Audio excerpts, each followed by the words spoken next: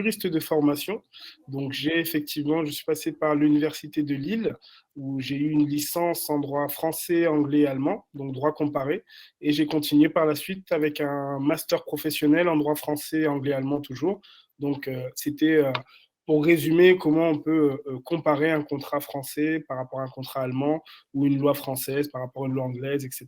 Donc ça, c'était vraiment ma passion, donc déjà le droit. Et puis j'ai toujours voulu l'allier au sport.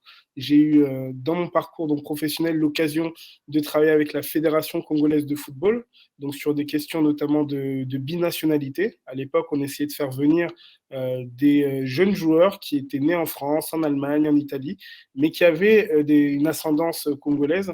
Donc, on devait les convaincre de venir jouer pour le Congo. Donc, ça a été une belle aventure que j'ai vécue pendant plusieurs années.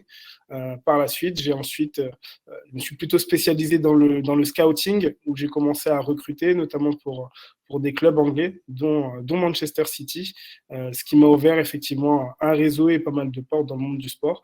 Et depuis presque 3 ans maintenant, je fais aussi donc de la formation.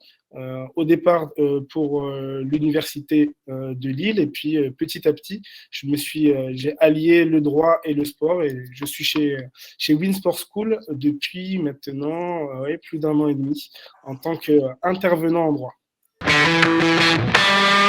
Un conseil que je vais vous donner, ne négligez jamais quand même le droit, parce que vous ne le sachiez ou pas, vous faites toujours du droit. Dans tout ce que vous faites du droit. Donc avoir un minimum quand même de bagage juridique, ça peut aider, notamment dans des négociations.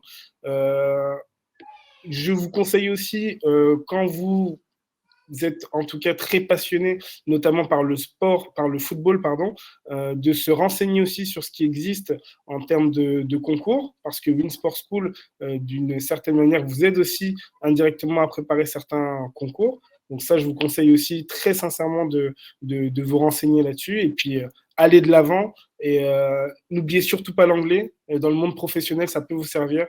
Donc l'anglais aussi, c'est un atout. Si vous complétez votre formation avec un tout petit peu d'anglais ou une langue étrangère, ça peut faire la différence. Voilà.